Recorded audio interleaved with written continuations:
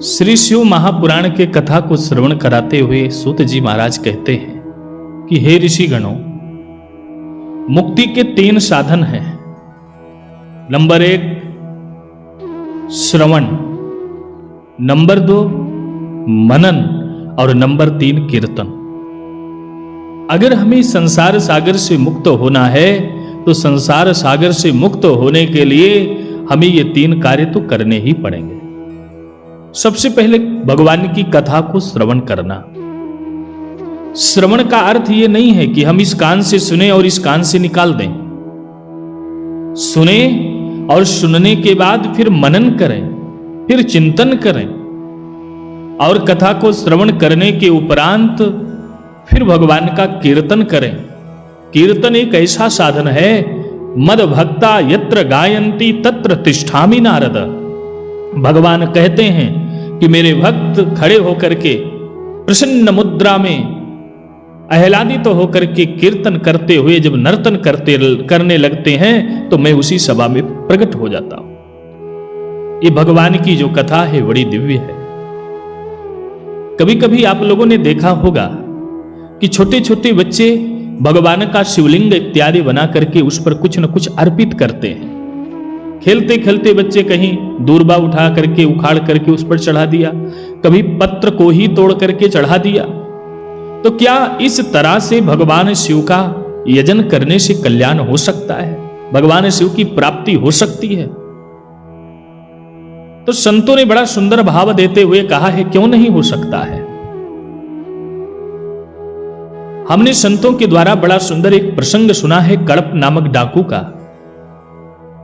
कड़प नाम का एक डाकू था। जीवन भर उसने पाप किया, अधर्म किया, अनाचार किया, व्यभिचार किया। दुनिया का कोई भी कुकर्म नहीं था जो उसने किया ना हो। यहां तक कि उसने जीवों की हत्या भी की और जीव हत्या करके उन जीवों के मांस का जीवन में अपने उपयोग करता था, मांस को खाता था।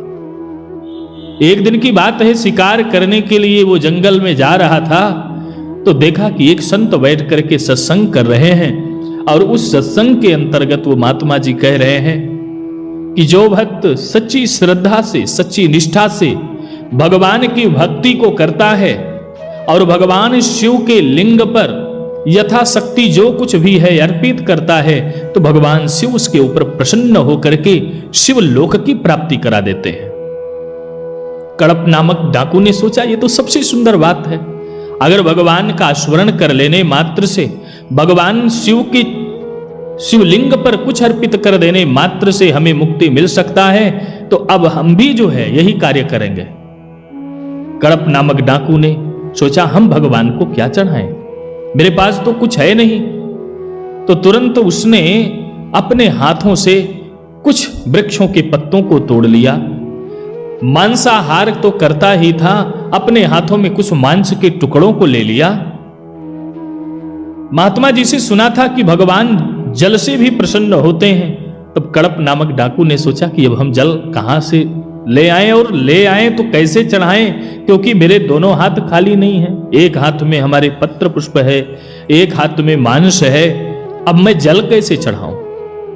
तब तक उसके मन में आया मेरा मुख तो खाली है, मैं अपने मुख से जल ले जाकर के भगवान को अर्पित कर सकता हूं। एक तालाब पर गया, एक सरोवर के तट पर गया और अपने मुख में जल भर करके ले आया, भगवान शिव के लिंग पर चढ़ा दिया। उन वृक्षों के पत्तों को चढ़ा दिया, मांस के कुछ टुकड़े इधर रख दिए और वहां से चला गया। अब इसका रोज का नियम हो गया, जब ही समय मिले भगवान शिव का आए ऐसे पूजन करे। एक दिन की बात है, जो नित्य पूजन करने के लिए पुजारी जी मंदिर में आते थे, उस जंगल के शिवलिंग का पूजन करते थे। जो खुला हुआ शिवलिंग था उसके इर्द गिर्द लता के पत्रों को देख करके, मांस के टुकड़े को देख करके बहुत चिंतित हुए। ना जाने कौन सा दुरात्मा आकर के इतना बड़ा दुराग्रह करता है, भगवान शिव के लिंग को अपवित्र कर देता है। लता पत्रों को चढ़ाए कोई बात नहीं, मांस के टुकड़े ला करके अर्पित कर देता है। तो उनके मन में आया क्यों ना हम एक घेरा बना दें, लोहे का खूब बढ़िया घेरा बना दें जिससे भगवान के शिवलिंग को कोई स्पर्श ही न कर सके। और ऐसा ही उस पुजारी जी ने किया। भगवान शिव के लिंग के चारों तरफ एक घेरा बना दिया और वहां से वो चले गए। इधर कड़प नामक डाकू अपने हाथ में नित्य की भांति पत्र पुष्प जो कुछ उसके हाथ में था वो मांस का टुकड़ा और मुंह में तालाब का जल लेकर के आ रहा था भगवान को अर्पित करने के लिए। और जब वहां पर पहुंचा तो देखा कि बेड़ा लगाए गए चारों तरफ से, लोहे का जो बेड़ा लगा था उसमें से थोड़ा सा तार शिवलिंग को स्पर्श कर रहा था और उस लोहे के थोड़े से स्पर्श किए गए टुकड़े के कारण से शिवलिंग से रक्त प्रवाहित हो रहा था। इसे देख करके कड़प डाकू कांपने लगा, भयभीत हो गया और भयभीत ही नहीं दुखी हो गया। उसने सोचा कि ना जाने किस व्यक्ति ने चारों तरफ से इतना बड़ा जो है वेणा लगा दिया और इसमें से जो लोहा निकला हुआ है वो भगवान शिव के नेत्र में लग गया है। हमें लगता है कि भगवान शिव का एक नेत्र ही नहीं रहा, इसीलिए रक्त निकल रहा है।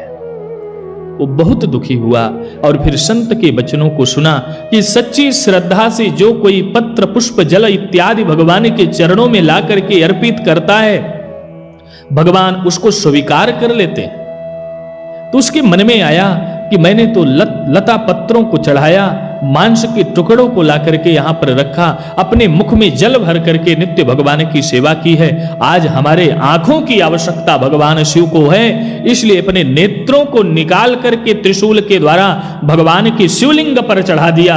और जैसे ही भगवान के शिवलिंग पर चढ़ाया, भगवान शिव प्रसन्न हो गए और प्रसन्न होकर के प्रकट हो गए और प्रकट होकर के बोले, वत्स बरम ब्रूहि, वरदान मांगो, तुम्हें क्या चाहिए। कड़प नामक डाकू रोने लगा, परमात्मा कभी किसी की इतनी बड़ी परीक्षा मत लेना, हमें तो आपसे कुछ भी नहीं चाहिए, बस आपका दर्शन हो गया, आपके दर्शन से बढ़ करके मेरे लिए कुछ भी नहीं है। भगवान शिव कहते हैं, अरे कड़प, मम दर्शन फल परम अनुपा, जो एक बार मेरा दर्शन कर लेता है उसको मैं कुछ न कुछ तो प्रदान ही करता हूं, मांग लो, तुम्हें क्या चाहिए। कड़प नामक डाकू ने कहा, सरकार देना ही चाहते हो, बस एक वरदान दे दो। कोई भी भक्त आकर के सच्ची निष्ठा के साथ में आपके चरणों में कुछ भी अर्पित करे तो उसे आप स्वीकार कर लेना और स्वीकार करने के बाद उस भक्त को जरूर दर्शन देना, जरूर आशीर्वाद देना, बस यही आपसे प्रार्थना है। भगवान ने तथास्तु कह करके अंतर ध्यान हो गए। कहने का आशय यह है, इस कथा के प्रसंग को इस दृष्टांत को लाने का आशय यह है कि हमारे जीवन में भक्ति से श्रेष्ठ कुछ हो ही नहीं सकता। भक्त्या तुष्यति केवलम न च गुणैर भक्ति प्रियो माधवाहा। और यही नहीं, भगवान शिव के लिंग के समक्ष जाकर के यदि हम सच्ची निष्ठा के साथ में पंचाक्षर मंत्र इत्यादि का जाप करें, ओम नमः शिवाय मंत्र का जाप करें और भगवान का स्मरण करते हुए चिंतन करें, या बिल्व पत्र चढ़ाएं या बिल्व के पेड़ की परिक्रमा लगा करके शिव महापुराण की कथा को श्रवण करें, तो शिवलोक मवापनोति शिवेन सह मोदते।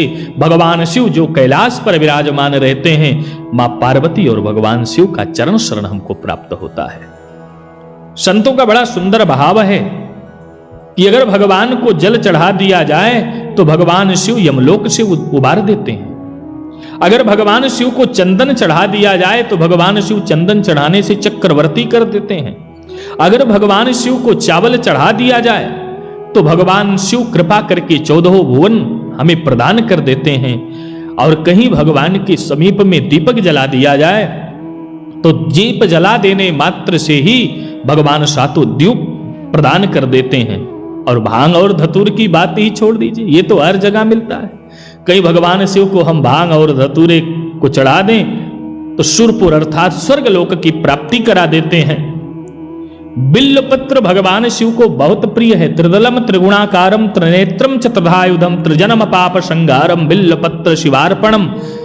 ओम नमः शिवाय मंत्र का जाप करते हुए भगवान के शिवलिंग के ऊपर यदि हम बिल्व पत्र चढ़ाते हैं जो त्रिदल है, 3 पत्तों वाला है, तो उसको स्वीकार करके भगवान हमें सदैव अपने साथ में ले लेते हैं। और अगर हर हर हम कहते हैं भगवान के मंदिर में जाकर के हर हर महादेव ऐसा अगर हम बोल रहे हैं तो इतना सुन करके भगवान हमारे सारे क्लेशों को हरण कर लेते हैं। और कहीं गाल बजा दिया जाए तो गाल बजाने से तो भगवान निहाल हो जाते हैं। इतना दयालु कौन हो सकता है? आत्मा त्वाम गिरजामती साचरा प्राणम शरीरम गृहम।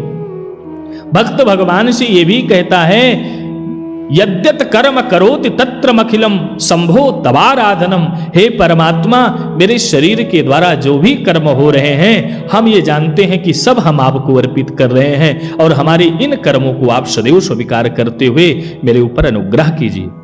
जल के चढ़ाए से जमलोक से उबार लेत, और चंदन के चढ़ाए से चक्रवर्ती कर देते हैं। चावल के चढ़ाए से 14 लोक बख्शीश देत, दीप के दिखाए दीप सातों दे देते हैं। भांग और धतूर के चढ़ाए से सुरपुर देत, बिल्व पत्र के चढ़ाए से सदा संग ले लेते हैं। हर हर कहे से हरते हैं कलेश सब, गाल के बजाए ते निहाल कह देते हैं। तो इतना दयालु भगवान शिव जो हमारे ऊपर अनुग्रह कर रहे हैं, और हम लोग आज कई दिनों से बैठ करके अयोध्या जी में श्री भागवत कृपा सेवा आश्रम पर, जो राम घाट में स्थित है, मां सरजू के तट पर भगवान शिव का अभिषेक, पूजन, नित्य आरती, बंदन और भगवान शिव के महापुराण की, शिव महापुराण की कथा को श्रवण कर रहे हैं। हम लोगों से बढ़ करके सौभाग्यशाली और कौन होगा? हम लोग बड़भागी हैं, सौभाग्यशाली हैं। सदैव भगवान शिव के चरणों में हमें प्रेम करते रहना चाहिए, क्योंकि भगवान शिव ऐसे देवता हैं जो कालों के भी काल हैं, जिनको महाकाल कहते हैं। ऐसे भगवान शिव के चरणों में हमें प्रणाम करना चाहिए।